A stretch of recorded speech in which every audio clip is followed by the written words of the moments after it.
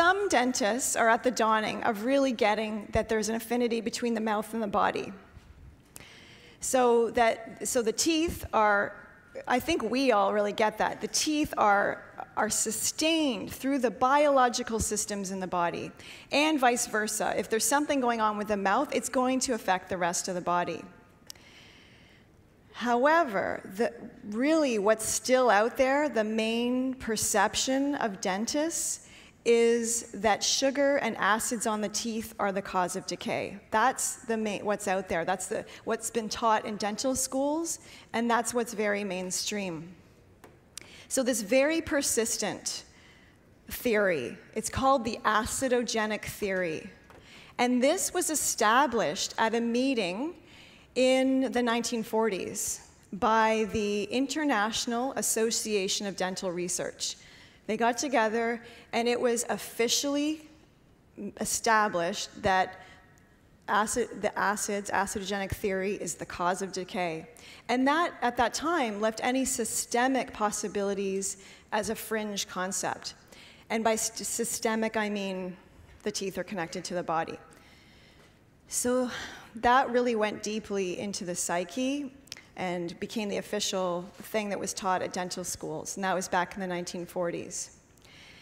So bacteria and acids do play a role, but they are not the initiating factors of decay. Sugar and acids on the teeth play a role, but again, it's like they can actually handle it. They can handle acids and they can handle sugar. And some dentists feel like you can have sugar, you can have lollipops, but you have to brush your teeth afterwards. But actually, sugar is fine on the tooth. It's totally fine. Where sugar becomes a problem is that it suppresses the endocrine system. So when we consume sugar, especially if we have high blood sugar levels, anything above normal, and we're doing that on a daily basis, we're shutting down the signaling system that signals to the endocrine system to have our internal toothbrush work. So that's really important to know. And the thing is, when we think about the acidogenic theory, what we're neglecting is that the teeth are alive, the teeth can create new tissue, and the teeth are structures that are living in a dynamic relationship with the mind and body. So the key to the teeth's vitality is in the teeth's inner core, inside the teeth. It's not really about the enamel. I mean, obviously it's sort of about the enamel, but it's inside the tooth that holds that key. Because inside the teeth, there is an innate hormone-regulated dentinal fluid lymph system that flows. And that dentinal lymph system flows in good health. So here is classic acidogenic theory. It's like, but even though some pediatrics give out lollipops, pediatric dentists, it's crazy. And there's things funded by Coca-Cola, but that's another story. So that's the acidogenic theory. And this is my version of just illustrating this dentinal fluid flow. So you really kind of get this, that there's a liquid and life force inside the teeth. In 1958, there was a dentist. I think he just passed away like a year ago. So this is 1958. Dentist Dr. Ralph Steinman began to question this acidogenic theory of decay. He was so inspired by revolutionary dental texts from the 1800s, and these texts suggested they weren't sure, but they were pretty sure that there was a dentinal lymph-like system. They thought there was a fluid inside the teeth. And so he was inspired by those texts, and at the same time, he also cured his debilitating bouts of asthma. Every August, he was off dentistry work. He couldn't practice for about 3 weeks. And he had read another text that was very much about diet and processed foods. So he totally eliminated sugar and processed foods from his diet.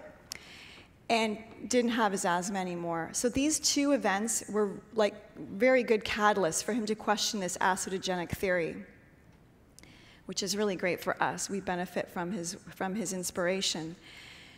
So he felt that the acidogenic theory makes the teeth like these inert appendages inside this destructive oral environment, which is your mouth, so that they're just totally inert and they're inside your mouth, which is really, I feel like, what we've all grown up on, is that once you formed your adult teeth, like that's it. Like they're just done and they're not alive. So he was questioning that, and he felt that the teeth, if we go with the acidogenic theory, then we're ignoring any possibility that the teeth are vital organs capable of resistance. So he wanted to know, is there a mechanism inside the tooth that is a resistance to disease, resistance to decay? And his colleagues felt that he was looking for the Holy Grail. And they even left like notes on his door saying that, and totally ridiculed him. So, but he kept going, and he did find a very original way, to look for this dye. I mean, for this fluid. And he thought he'd use fluorescent dye as a marker to track this flow in the body and going into the teeth. And so he used fluorescent dye, and he was working with rats, because that's what they had to do then.